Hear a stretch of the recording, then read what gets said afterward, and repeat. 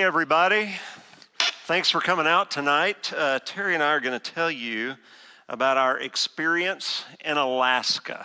And I think everybody here knew that. Before we get started I'm going to try to remind you before you leave, we're putting prayer cards out again. And so what we've done is we've got them on the welcome desk right out here. And please either use your own pen or take a clean pen, use it, and put it in the used pen bucket. All right? So we're trying not to make anybody nervous, and so if you would play along, we would greatly appreciate that. So I want to start by telling you about the organization Terry and I went up there with. Joe Casey discovered this place by accident when he had a delay in Anchorage one time.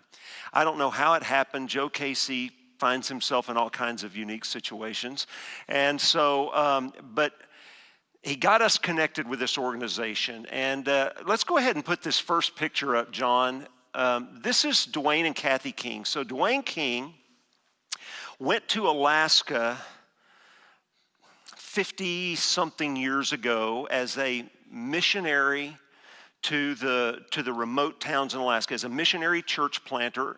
Some of you remember when we used the term pioneer missions. He was a Baptist missionary, not a Southern Baptist. He's actually from New York State, and he went up there to plant churches, and he served up there for 30 years in that capacity and in Russia. So he planted churches in Russia, and not only did he plant churches in Russia, but I'm going to tell you an interesting story about something that he did in Russia that I think you're going to find really fascinating. By the way, he'll be here in January on a Sunday morning, and y'all are going to get to meet Dwayne. He is one of the most fascinating human beings I've ever met, isn't he, Terry? He knows so many people. He has so many stories. He's done so many things. But his son was a helicopter pilot and had a helicopter business in Alaska and had this land an hour and a half outside of Anchorage on Highway 1. I don't know how many of you have been to Alaska. I looked and looked for a good map and just couldn't find one that would really help you see, because Alaska's so big that everything looks so tiny. And so, although those are big screens, aren't they? But I didn't find anything that I thought would really work. So if you head out of the Anchorage area, you go up north toward Palmer. You actually go through Palmer, and then it turns, well, from your direction, it turns back to the east and follows the Matanuska River back over toward Glen Allen and up to a town called Tok.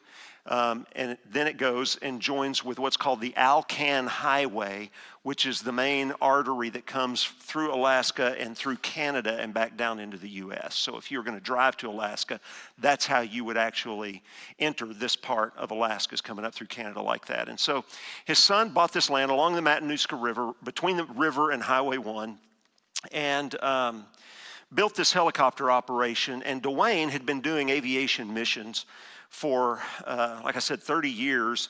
And when we talk about missionary aviation, there's really two different kinds of missionary aviation broadly. One kind of missionary aviation is where a guy like Dwayne King is a church planter, and he's ministering to villages, and he flies an airplane to get to them. A lot of the villages in Alaska, that's the only way you can get to them. So they don't have roads that go to them, and so they use the airplanes to go around. Another type of missionary aviation is more the pure pilot side, where they actually support the missionaries that are on the field. So they're flying supplies to them, or they're flying them around from place to place and doing all kinds of different support with the airplane. And so we ran into both of those kind of people. But he was a pastor, a church planter. He did that. But in 1999, he and his son cleared land on this ridge, and I'm going to show you some pictures in a little bit, 500 feet off the Matanuska River, and they put a runway there. In fact, when they first cleared it, they landed a plane and said, oh, we didn't make enough space to take off. So they had to go cut down more trees before they could get the airplane out of there. And so they built this enterprise in 1999. And then in 2019, the Lord actually opened up an opportunity for them to have a flight operations center down in Palmer, which is down out of the mountains. Palmer's almost a bedroom community of Anchorage. It's just north of Anchorage. And so they actually have a hangar and several planes and a flight operations office and do a lot of maintenance out of there. And so their purpose is to train pilots and mechanics for aviation missions. Missions aviation, I guess is a better way to say it, whichever direction they're going. So when a student goes there, for example, I did about $4,500 worth of instructing. If I were charging somebody, I would have made about $4,500 over these 2 weeks. They got that for free. So 2 students got $4,500 worth of my time for free. They do pay for the fuel, but that's all they have to do. And let me tell you, it is super cheap for them to go up there and do this. And they have those that are working toward being mechanics, those who are working toward being pilots, and those who are working toward both. If you're actually a missionary pilot living remotely someplace, most missions organizations also require you to be a certified mechanic. Because, back when I was flying for a living, and when I fly out here, if the plane's broke, you just tow it down to the shop. Well, when you're in the bush, you don't tow it to the shop. You fix it. And so that's what they have to do up there. By the way, that's why I did not become a missions pilot, because I'm not flying any airplane I've worked on. Not going to happen. And so they are in the business, have been in the business for 21 years now, of training pilots and mechanics at very low cost. Now they have to apply and go through a process, and they turn down a lot of candidates. They want to see people who have a real, genuine calling to go there, and they put a lot of requirements on them. And it's a tough program. It's not playtime for them. They're out there, and they only do training from May to September because the weather gets bad. And they're not flying aircraft with de-icing and anti-icing equipment, things like that. And this little grass runway up in the mountains, they have the flight ops down in Palmer at a nice airport down there, but up in the mountains, they don't have any lights on the runway. You're not going to go in and out of there at night. And of course, they have mostly night once you get past September. And so they do their training in the summer, and they rely completely on volunteers to come and do this. Volunteer flight instructors, volunteer A&P. A&P mechanic, by the way, is an airframe and power plant mechanic. And so they rely on volunteers to come up there, and volunteers come up and work on airplanes. They also have staff there, and I got some pictures of some of their staff. Like I said, this is Dwayne and Kathy King. This is Joe and Teresa Gerwig. Joe grew up right down the road from Kingdom Air Corps. He's known Dwayne King all his life, and he's been flying with Dwayne most of his life. He is the assistant director now of Kingdom Air Corps, and he is also the chief flight instructor.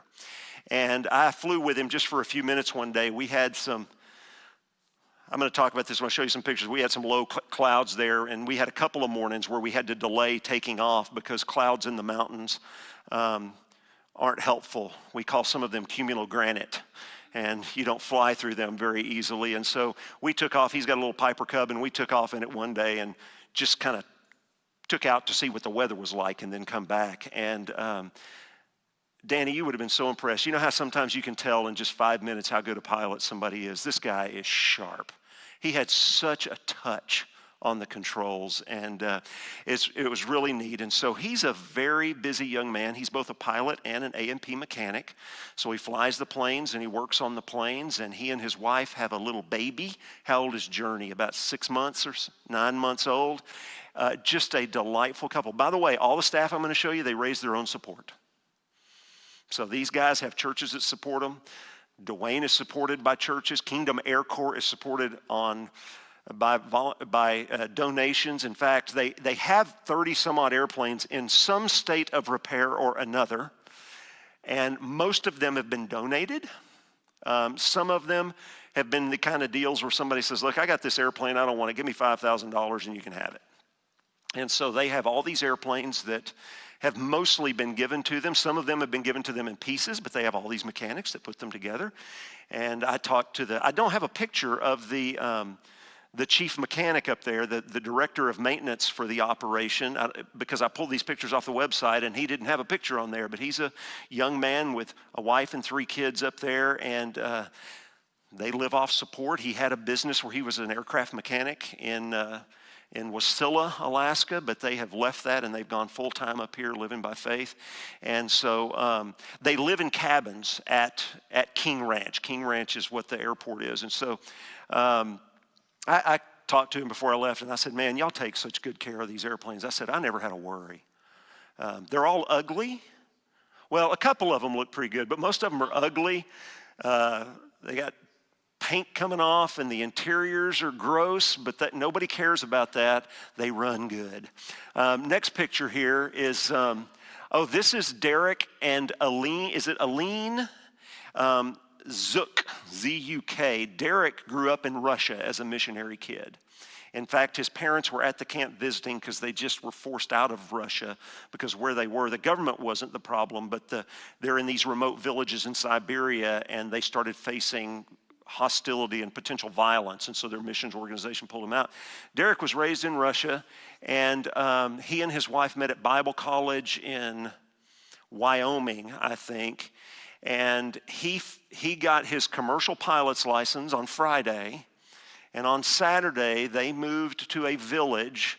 Again, I don't know if you know Alaska, but it's got different mountain ranges. The mountain range that kind of bows right across the northernmost part of Alaska is called the Brooks Range. And the north side of that is called the North Slope.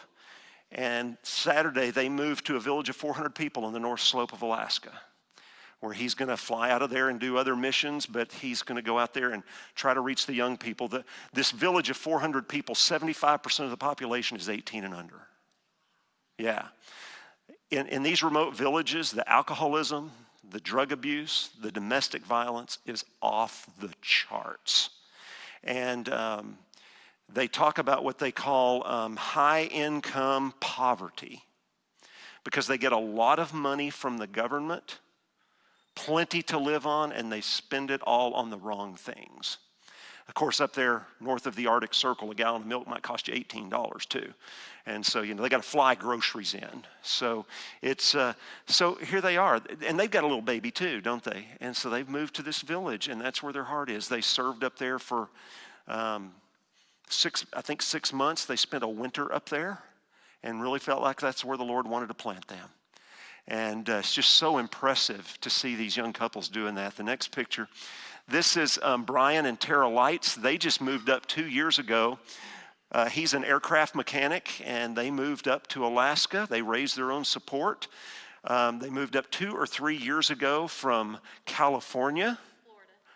From Florida? I thought they were in California. They moved up from Florida. Kingdom Air Corps took possession of a DC-3, Danny. And Brian was one of the mechanics that kept it running, and Dwayne King convinced him to come up and keep it running. And so he came up, and now he runs the maintenance shop down at the Palmer operation, and she is the administrator for, I guess that's what you'd call her, huh, Terry, for Kingdom Air Corps. She keeps Dwayne straight because he goes in 9 directions at once. The next couple is Wesley and Talitha Daniels, and they're another young couple. They raise their support. They live there, and Wesley is sort of, I guess you'd call him like the director of operations or something. Anyway, he keeps the place running, and he mows the lawn and does repairs, and she cleans all the cabins and the chow hall and the offices and things like that. And Wesley is also a pilot working on his ratings, and don't know where that's going to lead necessarily. So this is Kingdom Air Corps, and so I wanted to show you a couple of pictures of Kingdom Air Corps that we just took on the ground. I think most of these probably just took, a couple of these anyway. We just got there and just started snapping pictures. It's just the coolest place. You get off the highway and the trees open up and there's just airplanes everywhere, And so I really loved it. But this is looking down the runway. This is just beside the runway. The chow hall is in the background. This is looking down the runway the other side. That's King Mountain. It's pointy from this direction, but it's kind of long if you look at it from this. This is a profile view of it. King Mountain, no relation to Dwayne King, is... He was pulling your leg. Yeah. King Mountain is 5,809 feet, and so it's really great. You can tell how high your clouds are by looking at King Mountain. And again, just a couple more pictures. If you go right down past where those trees are, that goes down to the river. And let's just keep going here. You can see, I love the sign, Yield to Aircraft, because they got a road that cuts right across the runway, and it's in a perfect place.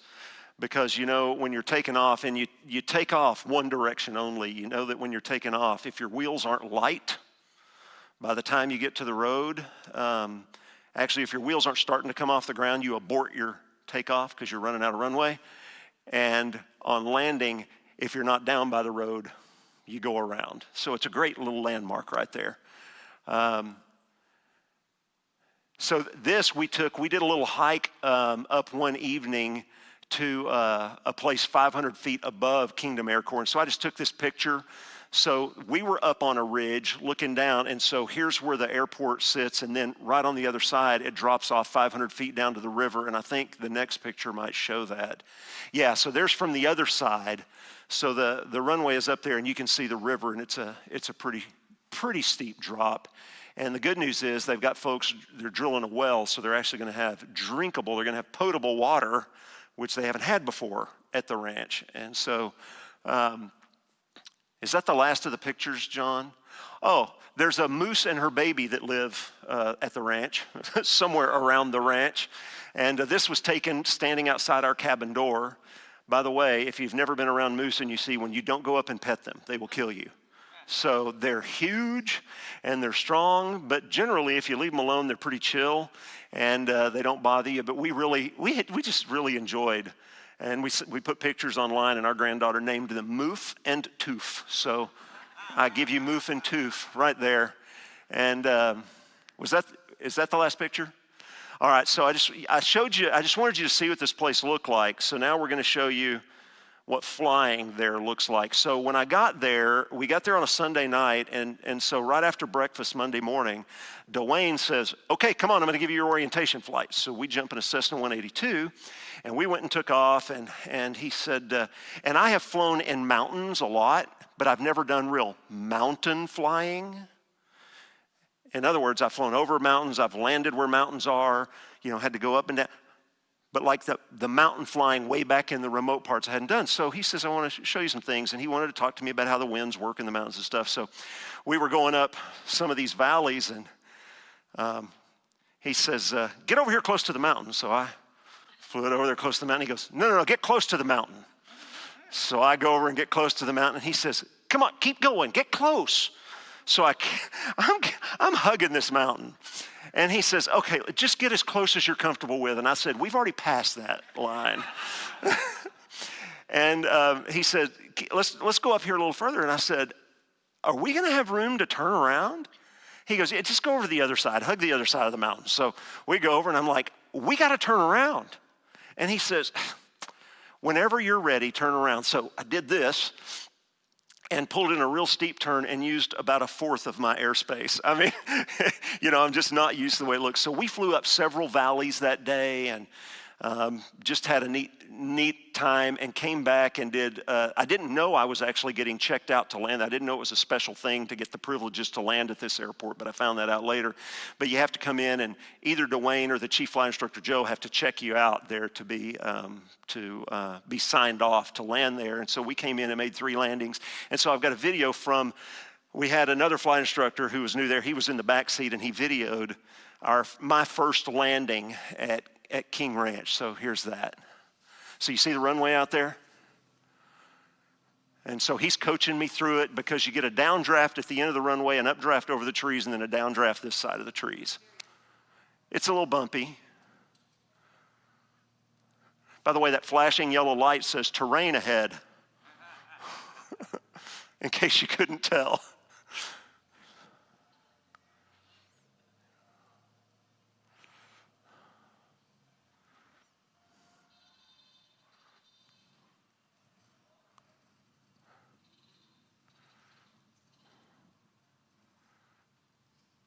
So what is it we say? If any landing you walk away from is a good landing, any landing where you can fly the plane again is a great one.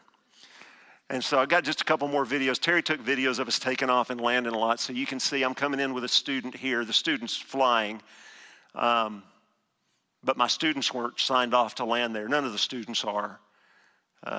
So we're coming in for a landing just so you can see what that's like.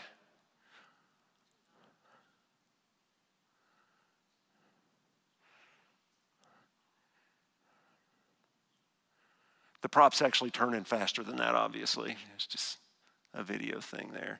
So see there, he's down by the road, and then you jump on the brakes. Their thing is we'll replace brakes. Hit the brakes.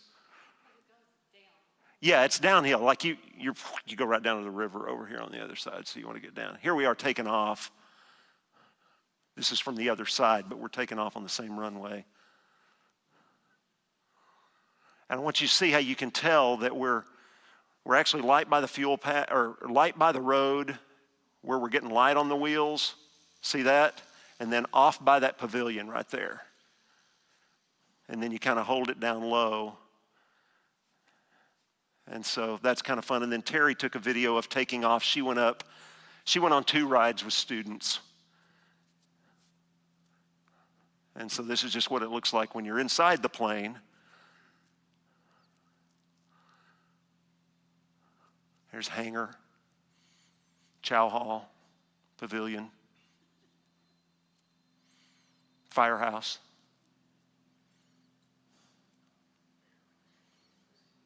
Isn't it just spectacular? I kept saying, whatever direction you look, it's spectacular.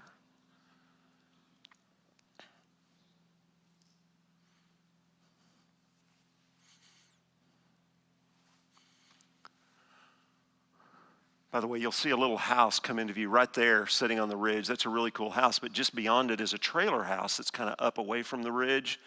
And we have a noise abatement procedure. They don't like us flying over their house.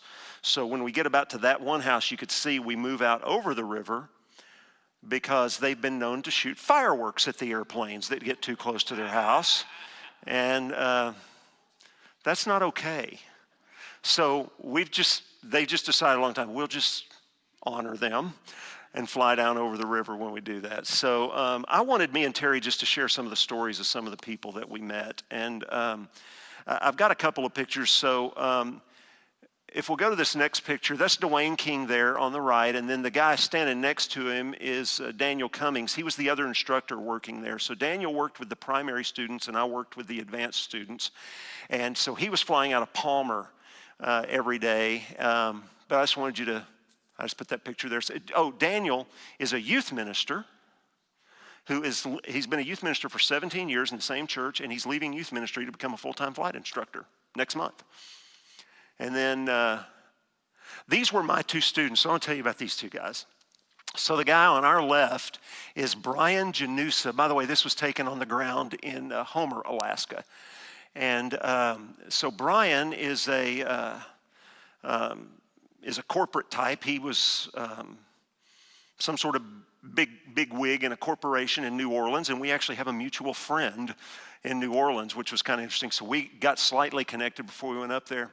And Brian and his wife just said, the Lord wants more from us than what we're doing right now. He wants us to take a different direction. And so he had a pilot's license and really felt like the Lord wanted to use aviation somehow. And so he's just honestly just searching online, and he stumbled across a group on Facebook of people talking about using aviation for gospel ministry and stumbled on Kingdom Air Corps' Facebook page.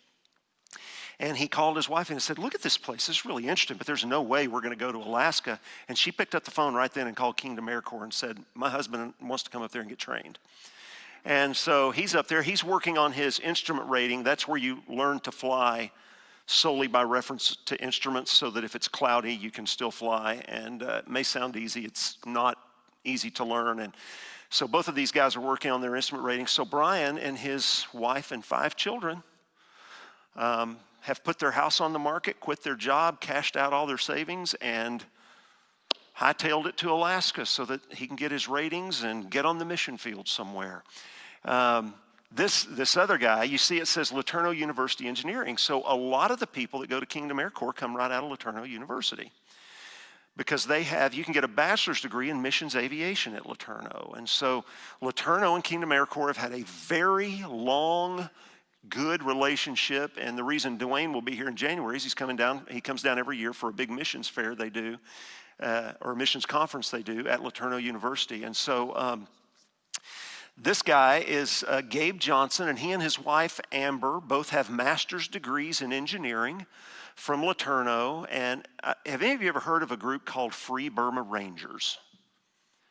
Okay, I had never heard of them, but Free Burma Rangers was founded by a guy who was an Army Ranger, and he recruits former Rangers, Green Berets, Navy SEALs, Marine Recons.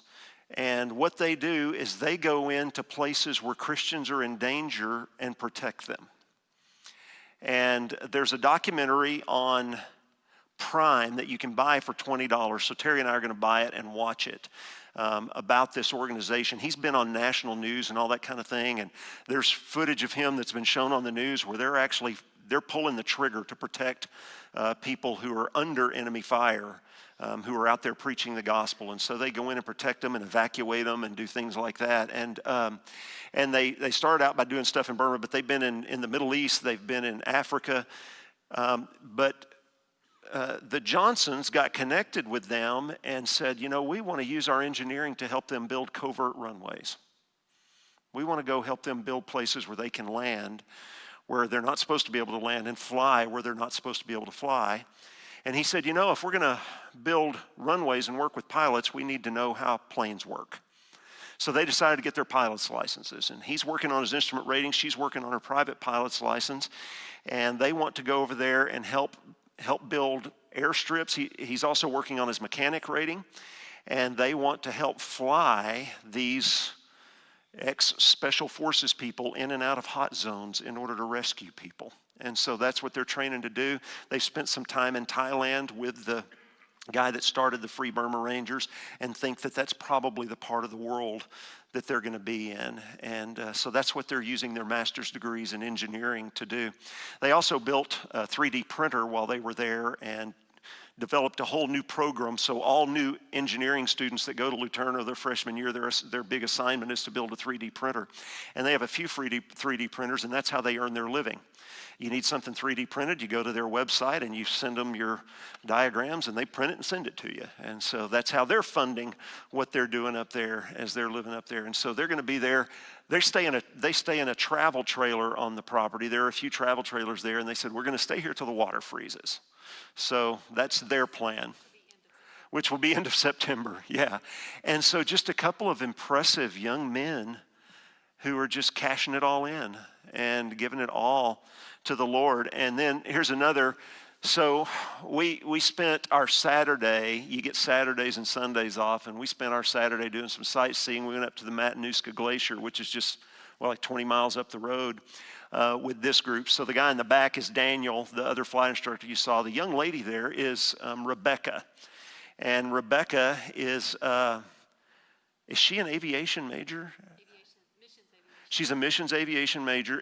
She left the next day, to head back to school for her senior year at LeTourneau, and in another semester she'll have her A&P license, and she already has her commercial license. And so, do you remember? She wants to serve in Alaska, doesn't she? Yeah, she wants to serve in Alaska as a missionary aviator. And then the young kid, that's 19-year-old Caleb. And Caleb already has his A&P mechanic rating and is working on his private pilot's license and is working on getting a job right now with Samaritan's Purse down in Soldotna on the Kenai Peninsula as a mechanic. He is one of 10 biological children in a family that takes troubled kids in right and left. And so he grew up with a missions mind, and he wants to live in Alaska using his aviation skills to further the gospel in whatever he can. And so, you got the 19-year-old, you got older, you got people hanging out there that are in their retirement years that just say, we'll go live for the summer and do work at the camp. And did you want to share some stories? Yeah, just a couple of things. I have to get a microphone. Okay, so I go on a lot of mission trips, and I always wonder, what my purpose. Sorry, what my purpose is in going. My answer is always yes when I hear about a trip because I'm available or kids are gone and I'm available. But still, when I go, I'm always thinking, what is the Lord going to do this time? And I thought that this one too, because clearly this was a trip really for Mike, who was going to be able to go and do something that he loves to do other than preaching and pastoring you all. By the way, he doesn't feel called to go do missions full time there, but I'm not called to be a missionary pilot either. But he loves to do it. So and another thing that you may or may not know about Mike is that he loves me and he doesn't like to be away from me. So I went to support him, and so the first day we had no idea, and I just showed up and I said, what can I do? And I ended up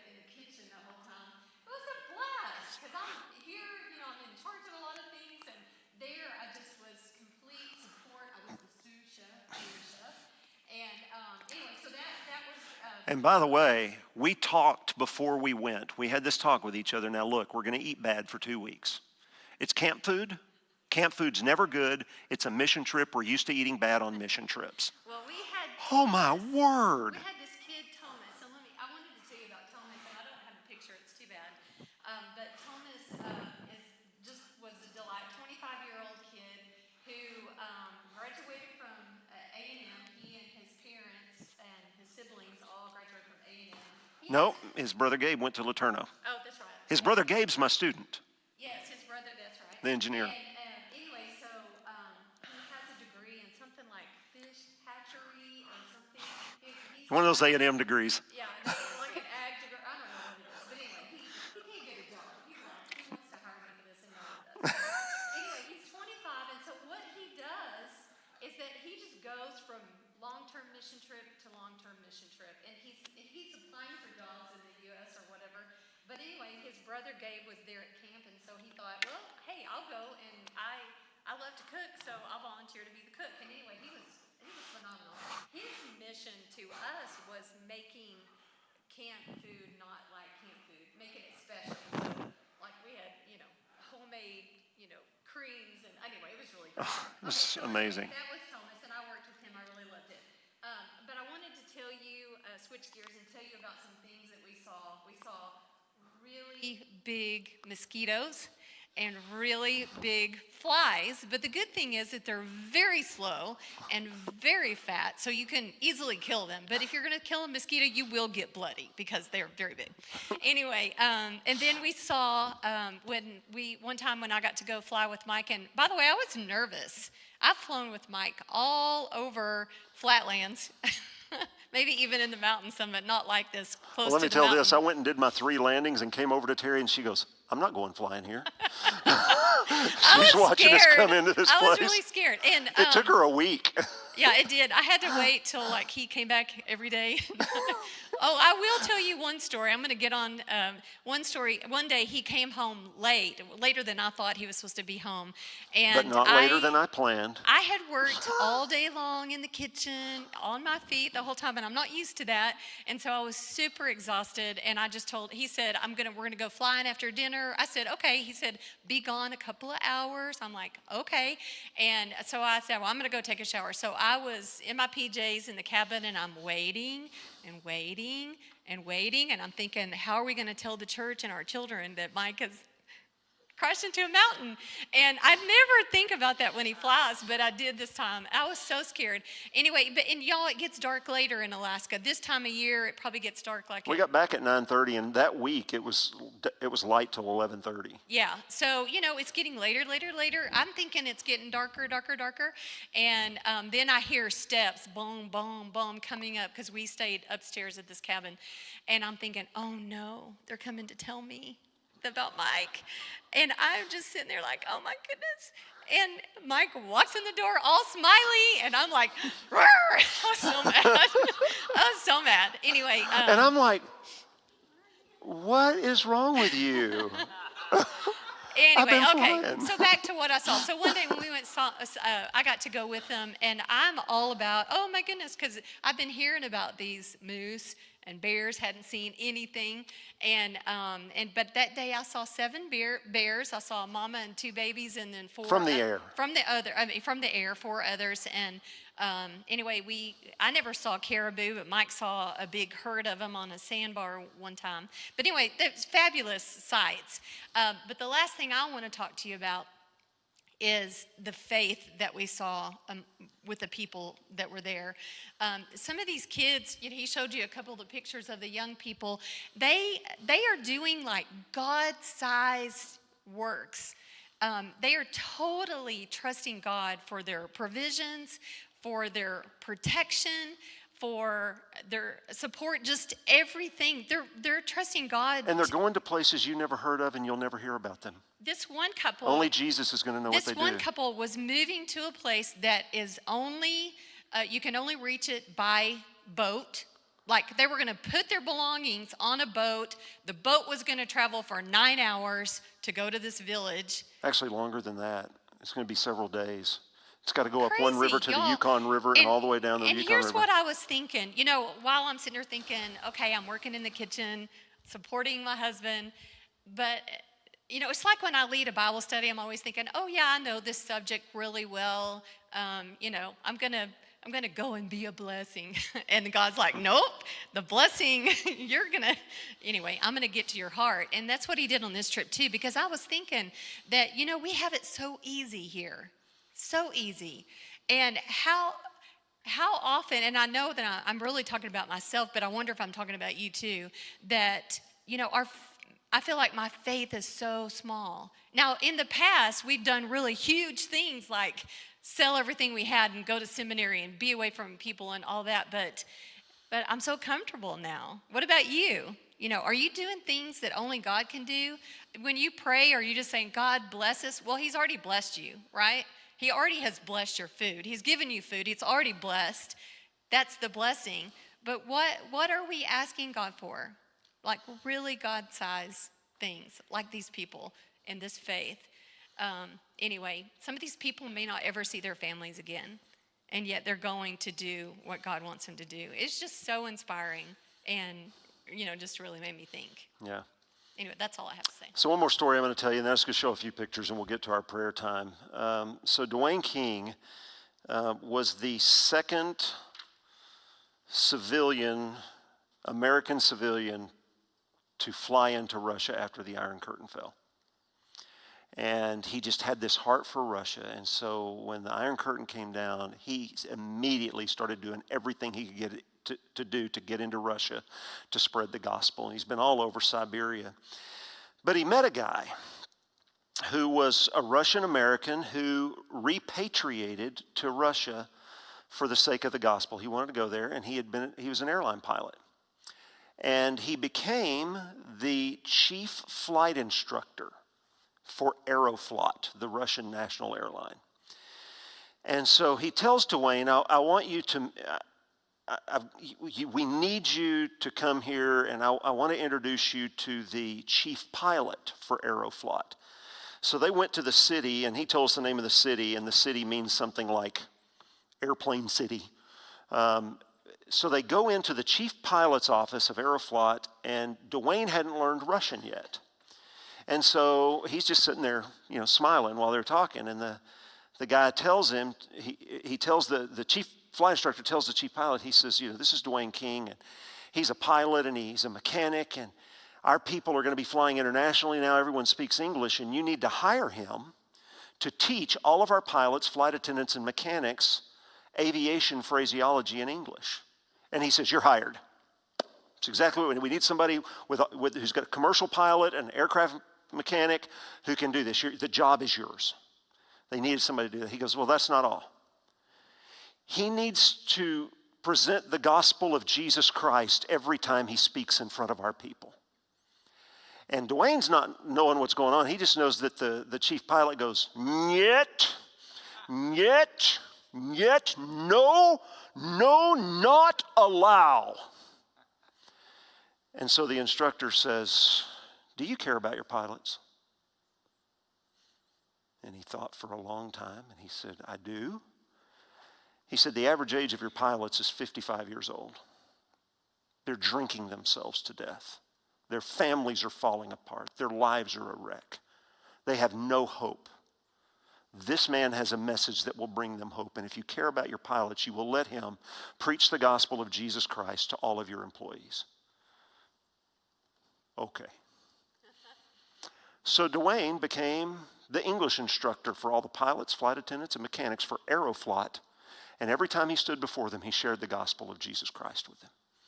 This is one of the most evangelistic guys you have ever seen. He'll be flying along in Alaska and see, hey, there's an airstrip. I've never landed there. And he'll just go land. And it's some guy's airstrip at his ranch. And he'll walk up to the guy and go, hey, I'm Dwayne King. How you doing? Do you know Jesus?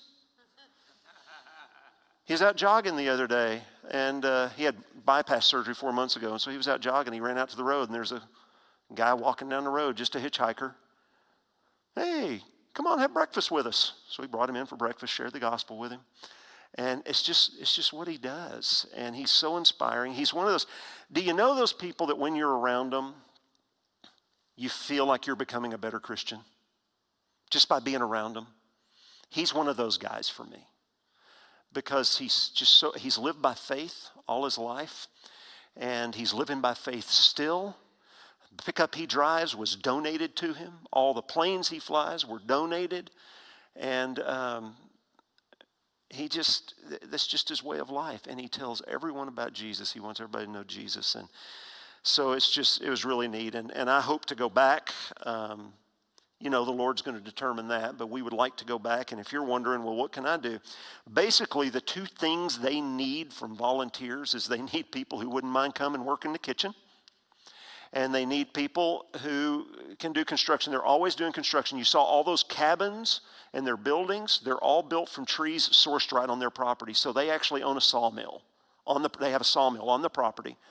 And they had two big projects going. One of them was building a pole barn to keep their lumber that was being milled. And the other one was they've got this big bunkhouse that they're actually raising up because it had some structural problems. And so if this sounds like something you want to do and you want to do some construction or some cooking for a ministry like this, and you might think, well, why would I want to do that? I'm not into aviation, because you will walk away inspired and challenged, and it was just a beautiful thing to see. And if you go when I'm there, I'll take you for a plane ride. I mean, this is one of those places where I could just go, hey, Terry, let's go fly, and we just go get an airplane and go. And so, but she got to go on two rides with students, and in fact, one of them, we went out, we were going to go fly some instrument approaches, and there was just this line of thunderstorms, and we said, well, we just can't shoot approaches. And he says, well, let's go sightseeing. So we just took a tour, and I'm just going to show you just a couple of pictures. We posted a lot of pictures. I just picked a few that I thought I'd show you and tell you a little about. So that's King Mountain, and right there, that's the big prominent one you can see from the runway. And this is us on the other side of the King Mountain. So like, we're coming right through here. This is just a little saddle through there, and right when you get through there, you look down and you can see where the airport is. And so this is after leaving. So Palmer, Alaska is 24 miles by air from, the airport in Palmer is 24 miles by air from where we are. And this river is the Matanuska River, so it comes out of the Matanuska Valley and comes around. And right when it makes this first big bend the really big bend to the left where it's coming around the mountain, the Palmer Airport is right there. So here we are coming out of the Matanuska Valley, which is, we went that day all except one. We went the other way one day, but we go out, and so the Susitna River comes from the north, and so they call and the rivers converge at Cook Inlet down there, so they call this the Mat-Su Valley, the great big valley down there. In the Mat-Su Valley, there are 136 registered airports. 136. Plus a bunch that aren't registered because some farmer just plowed a field, or people live by a lake and they just land their plane on it. And so it's a beehive of aviation activity, and it's just so exciting. It's so much fun. So this is actually coming the other way. So this is coming from the Mat-Su Valley, and you go right around the bend here, and that's where upriver is where Kingdom Air Corps is. So I took this on a flight. I think we were probably going to Talkeetna, but the mountain on the right is Mount McKinley, or Denali. That is the highest peak on the North American continent. It's over 20,000 feet. And when Terry went with me, it was even clearer than that, wasn't it? Couldn't you see it even better than that? So this is Cook Inlet. So we're kind of over where Anchorage is, looking out over Cook Inlet, and that island is called Fire Island. And one day, we were getting vectored way out around Fire Island, and one of the students had his daughter in the back seat, and she goes, "Are those whales?" And we looked down, and I would say there were at least 100 beluga whales, and you could even see them swimming under the water. It was really something. Terry doesn't believe it because she didn't see them. But one of the things you do when you're in a single-engine airplane is you actually try to spend as little time over water as possible. So next is, we were down on the Kenai Peninsula one day, and we were coming back, and we're skirting a thunderstorm here. The neat thing is, the thunderstorms they have up there are not like the thunderstorms here. Like, they don't have tornadoes in Alaska. And so, like, our ride wasn't even rough here. And so you don't want to go up like inside the middle of it because it'd be a really rocky ride, but we just came around. So we're heading back north toward Anchorage there. Oh, and this is looking up the Knik River Valley. And the Knik, that's the Knik Glacier up there, K-N-I-K. And I don't know if you've ever seen a glacier. We had never seen a glacier, but when we vacationed for 4 days before the work started, and we actually took a 6x6 ride through the wilderness and got on a boat and took a boat ride up to the edge of the glacier there, and we got off on a little landmass. Yeah, they gave us parkas. It was stinking cold up there, and saw the icebergs float. We even got to see an iceberg calve and sound like a gun going off. It was really neat. And so this next picture, that's the Matanuska Glacier right up. Yeah, we actually went and walked on this glacier. And so the runoff from here is the main feed for the Matanuska River. I did the splits that day, walking on the glacier. And that's the Matanuska Glacier. So you can see it winding way back up in the mountains back in there. I just thought that was a cool picture. We were flying out one day, and like I told you, we had a few days where it was cloudy, and I got a couple of pictures so you can see where we had to wait. That's flying over Cook Inlet. I just love the pictures like this that show the clouds. So, by the way, before we went, we looked at the forecast, even like the day before we started work, and it called for rain every day. And I thought, we're going to go up here and sit on the ground for 2 weeks and do nothing. Well, it did rain every day, but it's like a shower comes and goes away. And so I took this and the next picture one morning. And so this so go ahead and go to the next picture too. We had 3 mornings that looked like this, where it's just these low clouds sitting there. And you might say, well, why didn't you just go pop up in there? Well, in this valley, there is an instrument flight route that goes along the valley, but the minimum altitude is 10,000 feet. Or maybe 9,000 feet. We're at 1,350 feet. So we can't legally get up there. And the reason we can't legally get up there is can't safely get up there because there's cumulogranite clouds.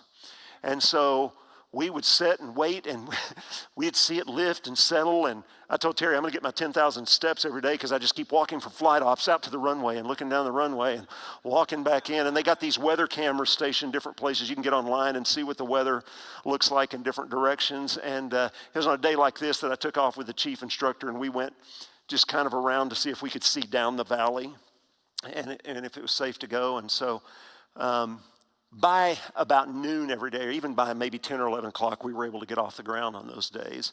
My last flight there, we actually had to cancel because you only take off on the sort of downhill runway, but we had 15-knot tailwinds, and so you don't want to take off with a 15-knot tailwind on a short runway.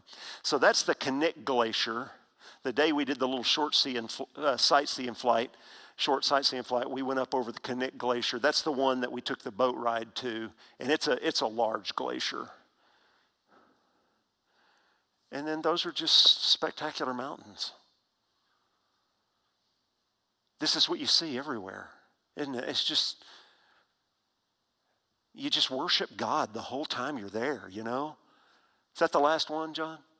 Yeah, that's the last one. So anyway, those are just pictures. Do y'all have any questions? Oh, yeah. If you're interested, you can go check them out, kingdomaircorps.org. And they've got a little intro video.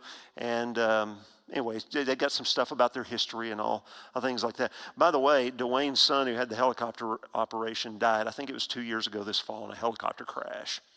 And so that was a tough time. And the place was heavily mortgaged. His son owned the ranch, and it was heavily mortgaged, and he died. And so they took on this debt, and they were going to lose it. And people just poured in donations, and they own it debt-free now. Yeah. You have a question?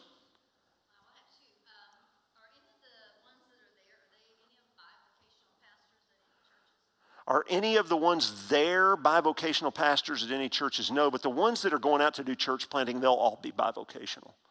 Like the young man and his wife who moved Saturday up north of the Arctic Circle, they will, they're trying to get jobs in the school there. And by the way, if you want to work in the schools there, all you got to do is call the state government up, and they will hire you and send you a plane ticket and pay your salary. What's your other question?